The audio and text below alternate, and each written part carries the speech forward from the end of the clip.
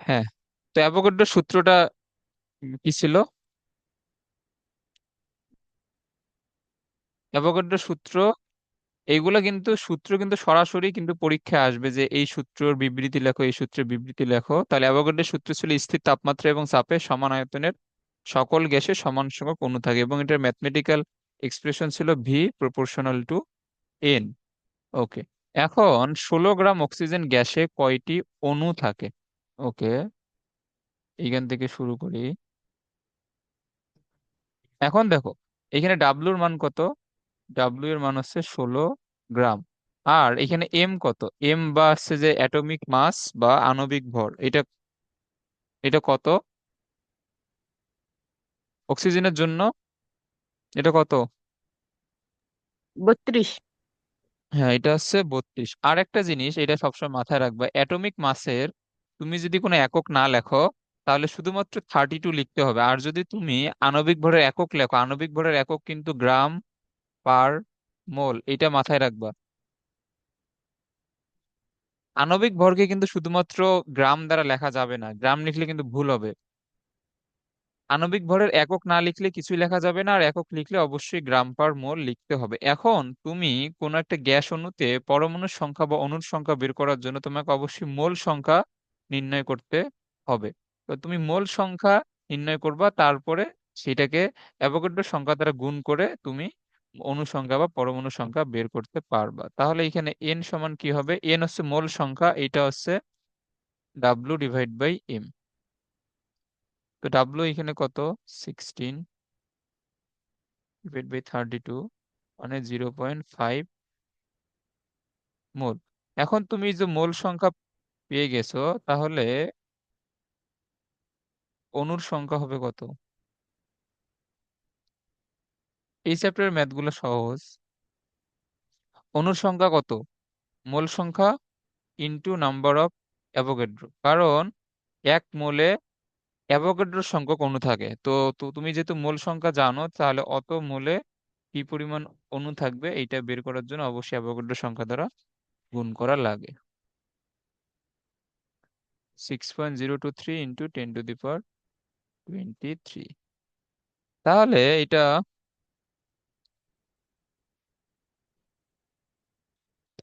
তুমি 6.023 কে 2.5 দ্বারা যদি গুণ করো, তাহলে এটা হবে 3.011 5 10^23। ওকে, এরপরে বলছে 1 গ্রাম হাইড্রোজেনে কয়টি পরমাণু থাকে? এইটা এইচ ডব্লিউ। আচ্ছা, একটা জিনিস খেয়াল করো, হাইড্রোজেন মানে তোমার হাইড্রোজেন কিন্তু দ্বিপরমাণুক, এইটা তুমি মাথায় রাখবা। এই যে হাইড্রোজেন হচ্ছে দ্বিপরমাণুক, H2 আকারে কিন্তু হাইড্রোজেন কিন্তু থাকে। তো এখন 1 গ্রাম হাইড্রোজেন মানে কি? এখন তুমি যদি মোল সংখ্যা যদি এই যে ডাব্লু বাই এম, এইখানে কি হবে বলো তো? এইখানে কি 1/1 হবে, না 1/2 হবে? কোনটা হবে? তোমার ডাব্লুর মান তো এই প্রশ্নে দেওয়া 1 গ্রাম, কিন্তু এম এর মান কি 1 হবে নাকি 2 হবে?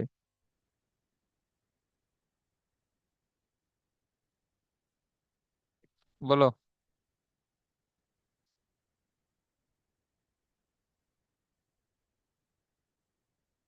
এইখানে কিন্তু এম এর মান 2 হাইড্রোজেনের জন্য, কারণ 2। হাইড্রোজেন একটা দ্বিপরমাণু গ্যাস। তো এইটা কিন্তু হবে না, তাহলে তোমার এখানে মোল সংখ্যা হবে কত? 0.5 মোল। এখন একটা জিনিস খেয়াল করো। আচ্ছা, আমি এটা সলভ করে দেই এত কিছু না বললে, তাহলে এটা তো এই পিডিএফ এ এটা থাকবে।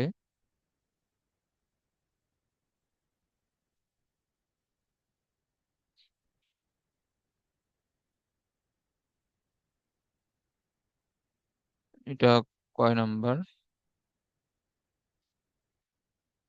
হাইড্রোজেন দ্বিপরমাণু গ্যাস, হাইড্রোজেন সবসময় H2 আকারে থাকে। তাহলে এর জন্য এম হবে কত? এম হবে কিন্তু 2 গ্রাম পার মোল। তাহলে এখানে মোল সংখ্যা কত হবে? W divide by M, W কত?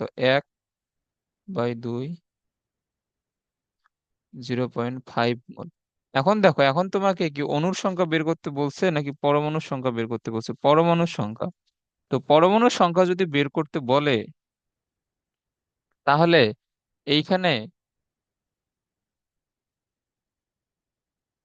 অণুর সংখ্যা হবে, এই কি হবে বলো তো, অণুর সংখ্যা হবে মোল সংখ্যা মানে হাফ ইন্টু অ্যাভোগাড্রো সংখ্যা। এটা হবে না, এটা হচ্ছে অণুর সংখ্যা। হুম। আর পরমাণুর সংখ্যা হবে কত?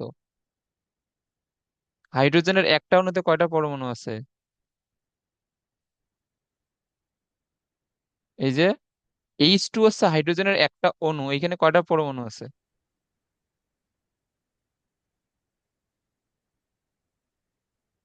দুইটা। দুইটা। তাহলে এইটা হচ্ছে অণুর সংখ্যা। তাহলে এখন তুমি যদি পরমাণুর সংখ্যা বের করতে যাও, তাহলে একটা অণুতে যতটি পরমাণু আছে অত দ্বারা গুণ হবে। তাহলে যেহেতু দুইটা পরমাণু আছে সেহেতু হবে 2 ইন্টু, এই যে এটা হচ্ছে অণু। তাহলে দুই দুই দুই তুমি যদি বাদ দাও, তাহলে এটা হবে কত? 6.023 × 10⁻23 টি। এটা বুঝছো? হ্যাঁ, বুঝছি। ওকে। আচ্ছা, এরপরে বলছে একটি সোডিয়াম পরমাণুর ভর কত?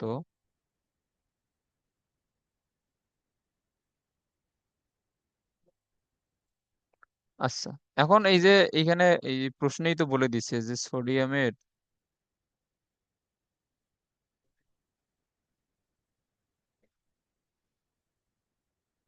এইটা হচ্ছে তার আণবিক ভর এত গ্রাম পার মোল। আচ্ছা, তাহলে একটা জিনিস বলো, তা তা এখানে এটা দ্বারা কি বোঝায়? এটা দ্বারা বোঝায় যে 1 মোল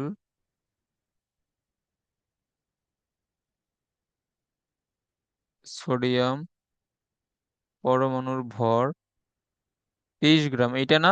যেহেতু তার আণবিক ভর 23 গ্রাম পার মোল, মানে প্রতি মোলে তার ভর হচ্ছে 23 গ্রাম, মানে 1 মোল সোডিয়াম পরমাণুর ভর 23 গ্রাম। এটা কি বুঝছো? হুম, বুঝছি। ওকে, তাহলে 1 মোল, 1 মোল মানে কত? 1 মোল মানে 6.023 × 10⁻23 টি সোডিয়াম পরমাণুর ভর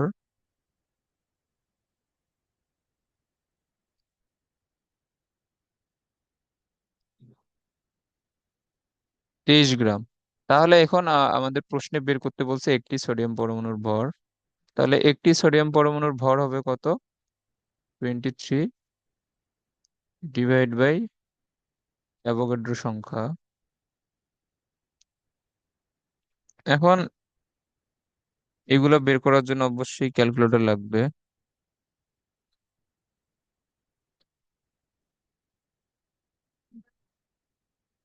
এটা হবে 3.818 × 10⁻23 গ্রাম।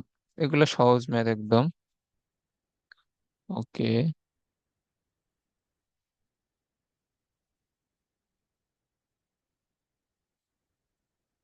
আচ্ছা, 500টি স্বাক্ষর দিতে গ্রাফাইট পেন্সিলের 55.6 মিলিগ্রাম খরচ হয়। আচ্ছা, গ্রাফাইট মূলত কার্বনের একটা রূপভেদ। এইটা মেবি 19-এ শুধুমাত্র এই কথাটাই ছিল যে গ্রাফাইট হচ্ছে কার্বনের একটা রূপভেদ। মানে তোমার মানে গ্রাফাইট হচ্ছে মূলত কার্বনে আর কি।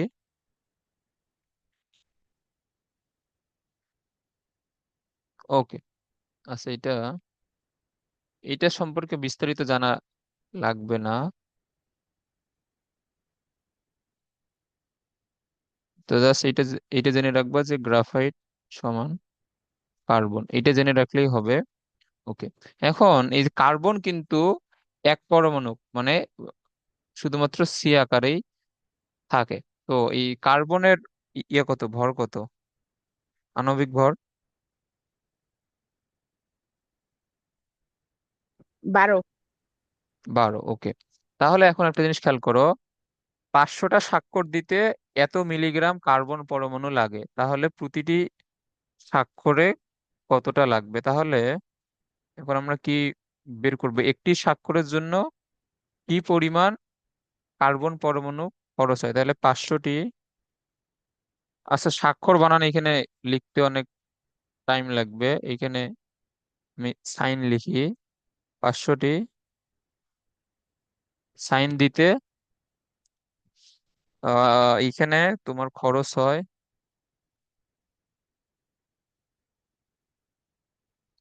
55.6 মিলিগ্রাম। এখন এখন বলছি একটি স্বাক্ষর দিতে কতটি লাগে, তাহলে একটি স্বাক্ষর দিতে খরচ হবে কত? 55.6 ডিভাইড বাই 500, এত মিলিগ্রাম। এগুলা এইগুলো বুঝে বুঝে করলে ম্যাথ কিন্তু খুবই সহজ এই চ্যাপ্টারের। আচ্ছা, এইটা আসবে না, সরি, এটা তো আসেনি। 55.6 ডিভাইড বাই 500, এটা আসবে 0.1112 মিলিগ্রাম। ওকে, আমরা যদি এটাকে গ্রামে নেই তাহলে এটা আহ, কি হবে? 1000 দ্বারা ভাগ। হুম 1000 দ্বারা ভাগ করলে এটা হবে -3 গ্রাম। ওকে, এখন এখন তোমার একটা স্বাক্ষর দিতে কি পরিমাণ কার্বন লাগে তার তুমি ভর বের করলা। এখন তোমাকে ভর থেকে যাইতে হবে মোলে। মোল সংখ্যা থেকে তুমি কয়টা কার্বন পরমাণু লাগবে তুমি সেটা বের করতে পারবা। তাহলে এখন তোমার ডাব্লিউ এর মান হচ্ছে এত।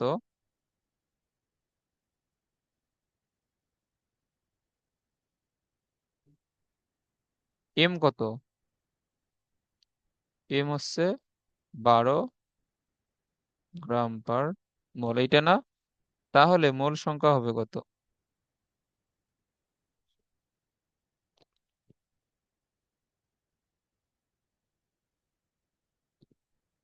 W divide by M,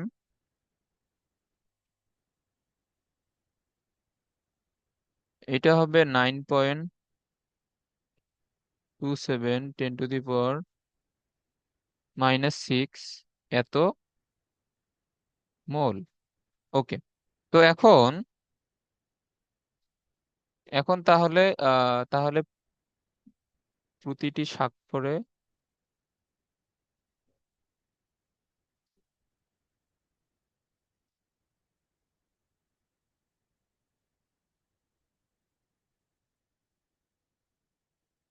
carbon পরমাণু লাগে কি হবে? মোল সংখ্যা ইন্টু নাম্বার অফ অ্যাভোগাড্রো। 9.27 10⁻⁶ 6.023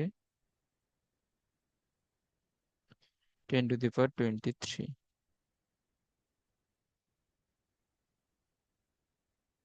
তাহলে এটা হবে কত? 5.58 10⁻18।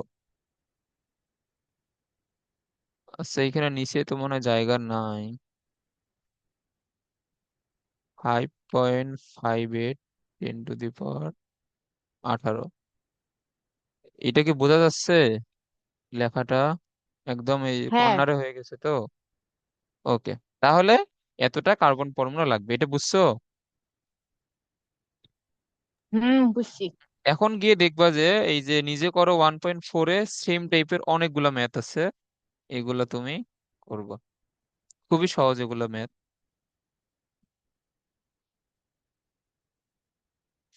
যেমন আমি যদি দাঁড়াও, আমি যদি এইখান থেকে একটা ম্যাথ নেই।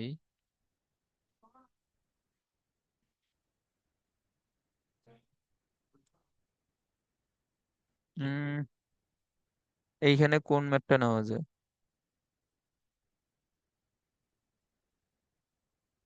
হ্যাঁ, এখন এই যে তোমার এসটিপি কি তোমার মনে আছে? এসটিপি, এইখানে যে হুম আহ, বলছে যে এই যে 1.6 এর ক নম্বর প্রমাণ অবস্থায় 10 মিলিলিটার NH3 গ্যাসের ভর কত? এই প্রমাণ অবস্থায় মানে এসটিপি, হ্যাঁ এটা মনে রাখবে, এসটিপি মানে হচ্ছে প্রমাণ অবস্থা।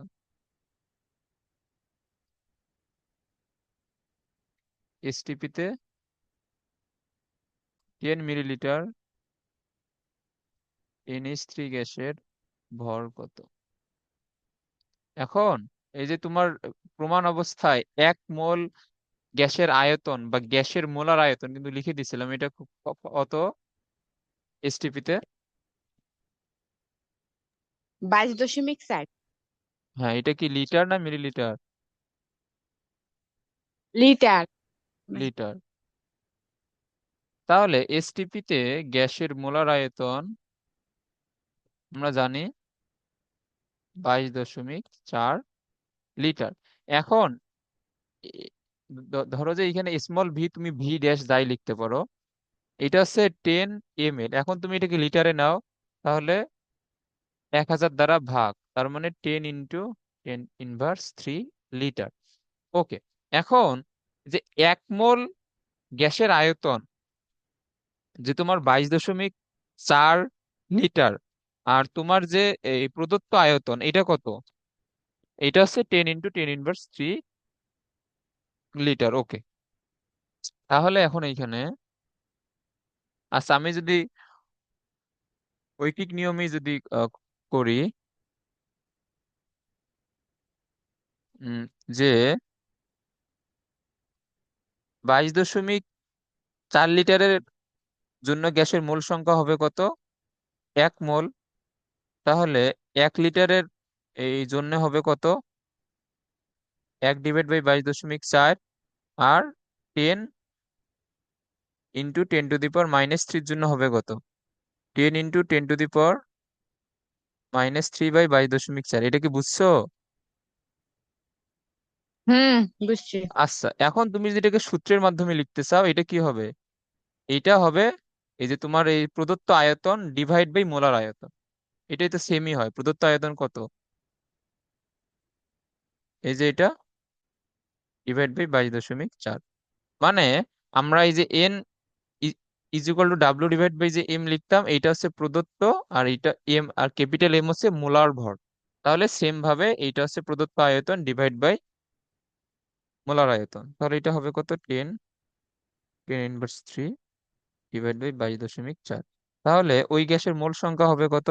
4.464 × 10⁻⁴ এত মোল।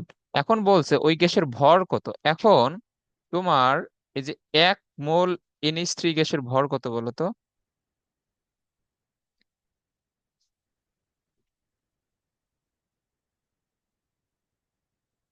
এখন দেখো, 1 মোল NH3 গ্যাসের ভর, বা এটা কি, এটা হচ্ছে এই ক্যাপিটাল এম, এটা এই কত NH3 জন্য? 17। এটা 17। তাহলে এটা হচ্ছে 17 গ্রাম। এখন যেহেতু আমি শুধু ভর লিখছি, তাহলে 17। এবং এখন তুমি যদি শুধুমাত্র এম লেখো, তাহলে কিন্তু গ্রাম পার মোল দেয়া লাগবে, বুঝছো? এটা এগুলা খেয়াল রাখবা, এখানে গ্রাম পার মোল দিবা। আর তুমি যদি 1 মোল NH3 গ্যাসের ভর যদি লিখো, তাহলে লিখবা যে শুধুমাত্র 17 গ্রাম। তবে এই যে এম দিয়ে, এই ক্যাপিটাল এম দিয়ে, বা এটা হচ্ছে তোমার অ্যাটমিক মাস বা আণবিক ভর দিয়ে গ্রাম পার মোল দেওয়াই উত্তম। কেন গ্রাম পার মোল দেওয়া উত্তম আমি বলি, কারণ আমাদের সূত্র তো ডাব্লিউ ডিভাইড বাই এম। হ্যাঁ, আমরা তো এম বের করলাম, ক্যাপিটাল এম জানি, আমাদের এখন কি বের করতে হবে? ডাব্লিউ বের করতে হবে না? তো ডাব্লিউ এর একক এই আসবে কিসে? গ্রামে আসবে না? এটা বলো তো, এটা এই কিভাবে গ্রামে আসে? কারণ তোমার ডাব্লিউ সমান কি হবে? M into M. এন এর হচ্ছে মোল, আর এটা হচ্ছে গ্রাম পার মোল। এই যে এখানে মোল আর পার মোলটা বাদ যায়, দিয়ে গিয়ে শুধুমাত্র গ্রাম থাকে, এটা বুঝছো? তো এই জন্য তোমার হ্যাঁ। এম এর এককটা সবসময় গ্রাম পার মোলে লিখতে হয়। তাহলে এখন এখানে আহ, কি হবে? এই যে তোমার ডাব্লু সমান কি হবে? ডাব্লু সমান হবে এন ইন্টু এম। এন কত? এন হচ্ছে 4.464 10⁻⁴, আর এটা হচ্ছে 17।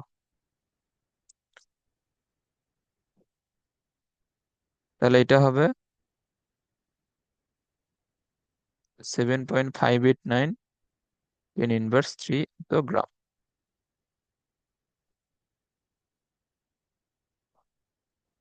প্রমাণ অবস্থায় 7.10⁻³ গ্রাম, হ্যাঁ। মিলছে অ্যান্সার।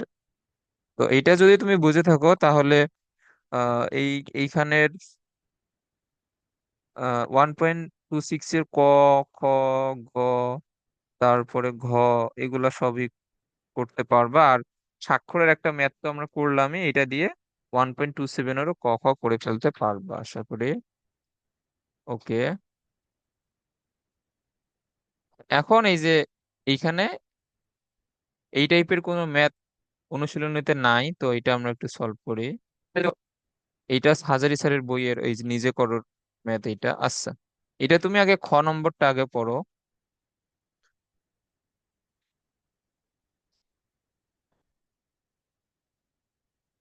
এই প্রশ্ন কি এখানে দেখা যাচ্ছে?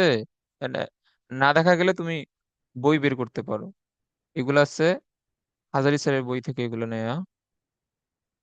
আচ্ছা দেখো, এই খ নম্বরে বলছে বাষ্পীয় বাষ্পীয় ভবনের কারণে একটি পাত্রের পানি যদি প্রতি ঘন্টায় 10 মিলিগ্রাম ওজন হারায়, প্রতি ঘন্টায় ওজন হারায় 10 মিলিগ্রাম। আচ্ছা দাঁড়াও, এটা বোঝা না গেলে হাইলাইট করলে তো আরো বোঝা যায় না।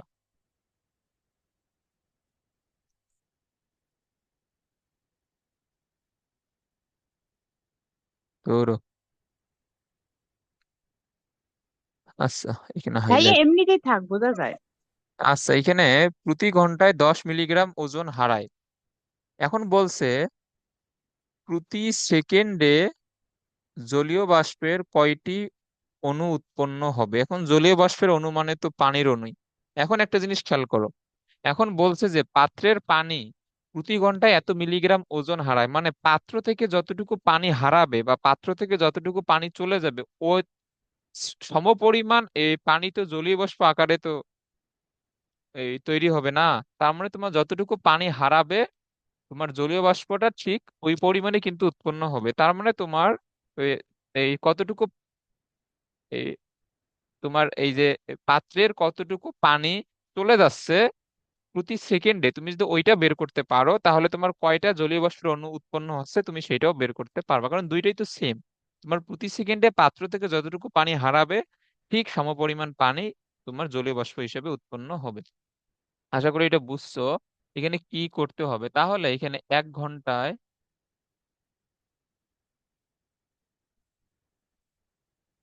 1 ঘন্টায় পানির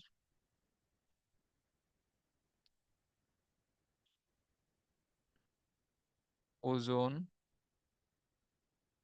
হারায় কত? 10 মিলিগ্রাম।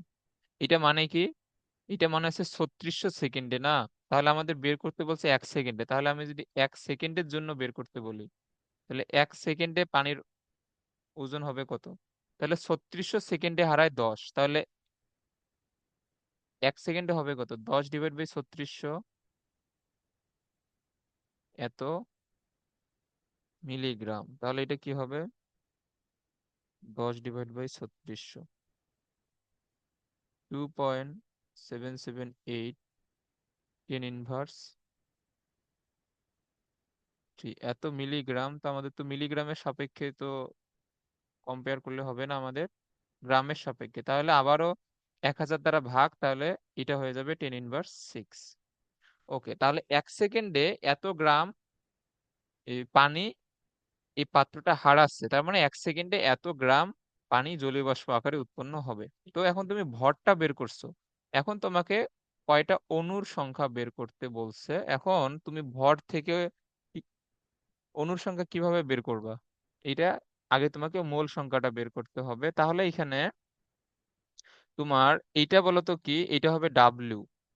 আর তোমার জলীয় বাষ্পের একটি অণুর এই ভর কত, আণবিক ভর? 18। এ- হ্যাঁ, 18।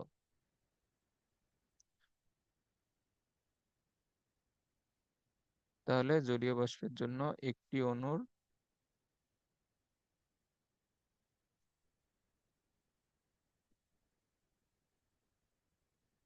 18 গ্রাম/মোল। তাহলে তোমার ডাব্লু দেওয়া, তাহলে মোল সংখ্যা হবে কত?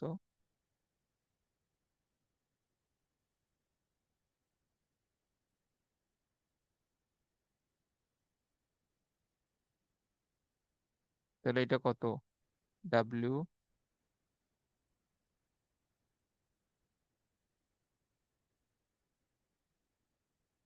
ডিভাইড বাই 18 এত মোল হবে।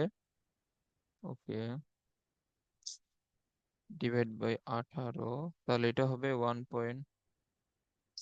কলম হয়ে গেল, এটা হবে 1.5432 10⁻⁴ এত মোল। তাহলে এত মোল পানির অণু হারাচ্ছে অথবা এত মোল জলীয় বাষ্প উৎপন্ন হচ্ছে প্রতি সেকেন্ডে। তাহলে এখন বলছে যে অণুর সংখ্যা, তাহলে এখন অণুর সংখ্যা কি হবে? জাস্ট মোল সংখ্যা থেকে, সরি, মোল সংখ্যার সাথে অ্যাভোগাড্রোর সংখ্যা গুণ হবে। ওকে, আমি যদি এটা একবারে যদি গুণ করে দেই, তাহলে অ্যান্সার আসে 9.294 10⁻⁴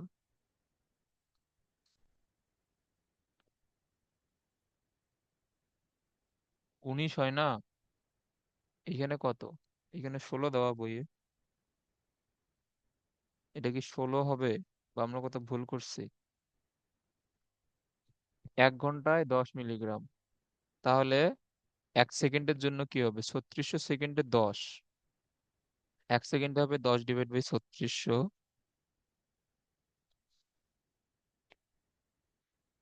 হ্যাঁ, 10 ডিভাইড বাই 3600 করলে এটা আসে। আবার মিলিগ্রাম থেকে গ্রামে নেওয়ার জন্য 1000 দ্বারা ভাগ।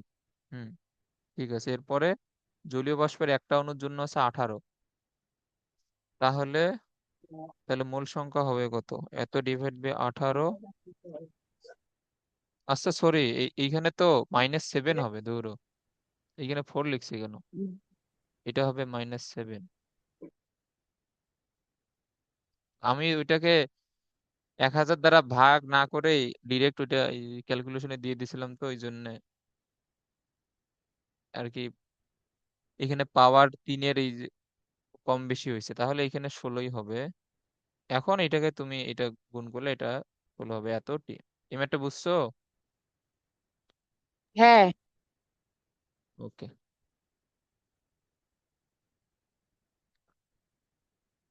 তাহলে তুমি এটা নিজে করিও, আর এর আগে যেগুলো আছে এগুলা তো করবাই। আচ্ছা, এরপরে বয়েল এবং চার্লসের সমন্বয় সূত্র আছে। বয়েলের সূত্রটা একবার বলো, মানে শুধু ম্যাথমেটিক্যাল যেটা ফর্ম সেটা বলো, যে কার সাথে কার সম্পর্ক বয়েলে।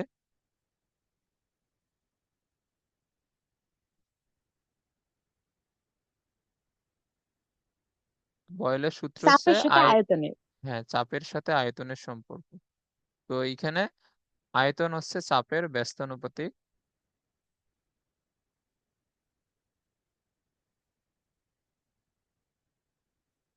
আর চার্লসের সূত্রে চাপ স্থির। এইখানে কার সাথে কার সম্পর্ক? এখানে হচ্ছে আয়তনের সাথে তাপমাত্রা সম্পর্ক, এটা না?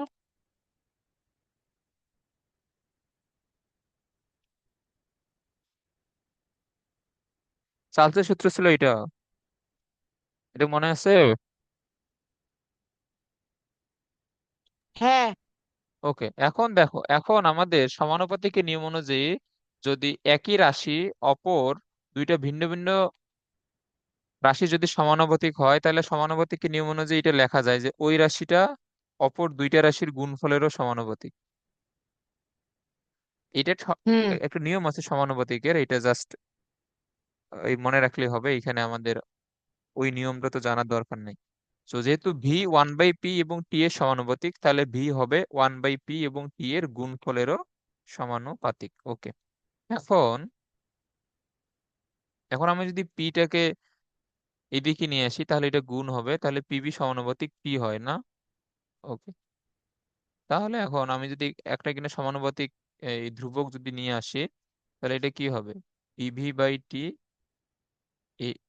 এইটার পিভি বাই টি, এইটা সমান কি? একটা ধ্রুবক হচ্ছে না? তাহলে আমরা এখান থেকে সূত্রটা কি লিখতে পারি বলো তো? P1 V1 by T1, T2 V2 by T2, P3 V3 by T3। এটা বুঝছো সূত্রটা? যে এই এইটা কই থেকে আসলো? হ্যাঁ, বুঝছি। তো এই সূত্রটা অবশ্যই মনে রাখতে হবে, এটা হচ্ছে বয়েল এবং চার্লসের সমন্বয় সূত্র। এখন যদি তোমার আমরা আগের যেগুলা সূত্রের ম্যাথ করছি ওইখানে জাস্ট দুইটা রাশির মধ্যে সম্পর্ক ছিল, হয় চাপ আয়তন, চাপ তাপমাত্রা, অথবা আয়তন তাপমাত্রা, ওইখানে সবকিছু দেয়া ছিল, জাস্ট আমাদের একটা রাশির মান বের করতে হইতো। এইখানে চাপ, আয়তন এবং তাপমাত্রা, এইখানে তিনটারই মান দেয়া থাকবে, তোমাকে অন্য একটা বের করতে বলবে। তো এই সূত্রটা অবশ্যই মাথায় রাখতে হবে, এটা হবে বয়েল এবং চার্লসের সমন্বয় সূত্র।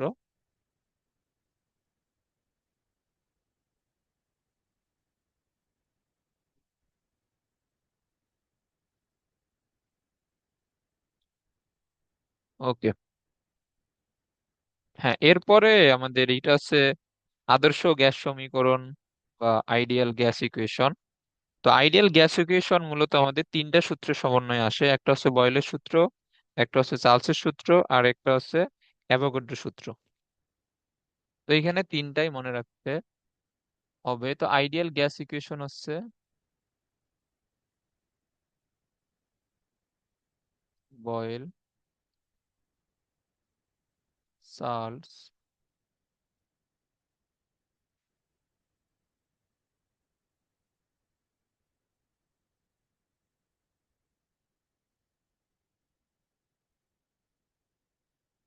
ও অ্যাভোগাড্রো সমন্বয় সূত্র। এখন বয়েল ছিল কি?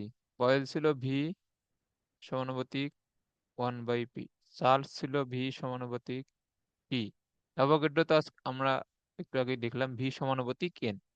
এইটা তিনটা সূত্র ছিল। এখন যেহেতু ভি সবার সমানুপাতিক, তাহলে আমরা এখানে ভি এই এখানে কি লিখতে পারবো? 1/p into T into N. এইভাবে তো লেখা যায় না? হ্যাঁ। ওকে। তাহলে এখন দেখো, আমি যদি একটা সমানুপাতিক ধ্রুবক নিয়ে আসি, তাহলে এখানে কি হবে? N P divide by P. তাহলে এখানে কি হয়? পি ভি কে ইন্টু এন পি। এইভাবে অবশ্যই লিখতে তো পারি। এখন এইখানে কে কে না লিখে এইখানে যে সমানুপাতিক ধ্রুবকটা লেখা হয়, এইটা হচ্ছে আর। আরটা কি? আর হচ্ছে সার্বজনীন গ্যাস ধ্রুবক, বা এটা হচ্ছে ইউনিভার্সাল আইডিয়াল গ্যাস কনস্ট্যান্ট। তাহলে এইখানে আর হচ্ছে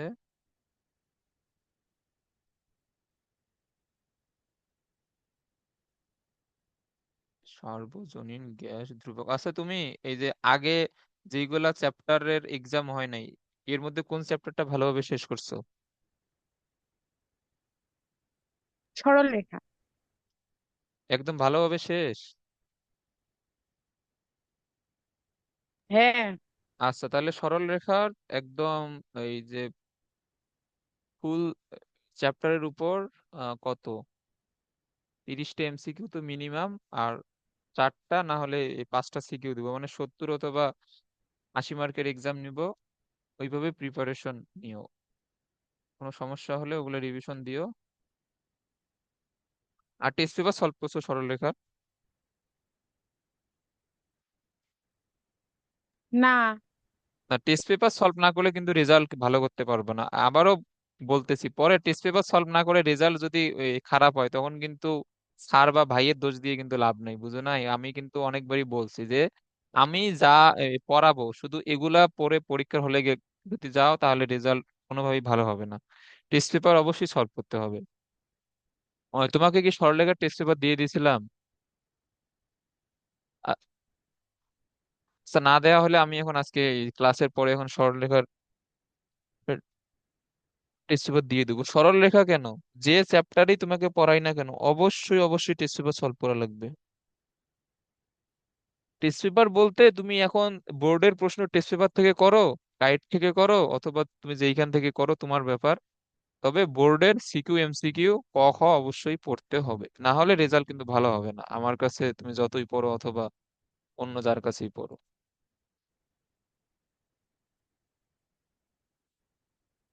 ওকে।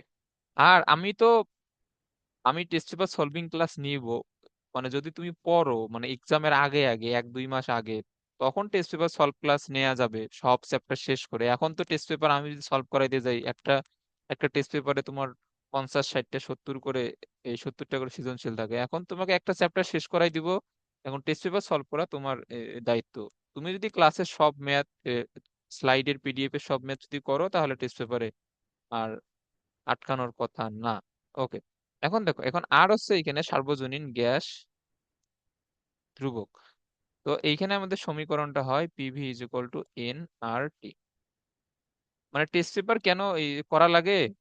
কারণ তুমি ম্যাথের মধ্যে বইয়ে যেভাবে ম্যাথ গুলো করবা, তোমার সৃজনশীলে তো হুবহু ওইভাবে ম্যাথ আসে না। বা সৃজনশীলে চিত্র দিয়ে অথবা প্রশ্নের ভাষা চেঞ্জ করে সৃজনশীল গুলো আসে। তো তোমাকে ওইগুলা ধরতে হবে যে সৃজনশীল প্রশ্ন তোমার করা ম্যাথ থেকে কিভাবে সৃজনশীল প্রশ্ন আসে। তো এগুলা তুমি যদি না করো, খালি ম্যাথ করে যাও, তাহলে কিন্তু এক্সাম ভালো দিতে পারবা না। ওকে, যাই হোক, অবশ্যই টেস্ট সলভ করবো। আমি এখন আজকে সরলরেখাটা দিয়ে দিব, যদি না দেই আবার এখন দিয়ে দেবো। এখন দেখো, এখন তুমি এখান থেকে আর এর একক বের করো। আর সমান এখানে কি হবে? PV N T. হ্যাঁ, এখন এইখানে পি হবে এখানে কি? পি হচ্ছে নিউটন পার মিটার স্কোয়ার, না? এখন এখন একটা জিনিস খেয়াল করো, Newton F is equal to M A, এটা কি? এটার আরেকটা একক লেখা যায় KG metre per second square, এই লেখা যায় এটা। হুম। আচ্ছা দাঁড়াও, এটা সময় শেষ, আমি একটু লিখে দিচ্ছি।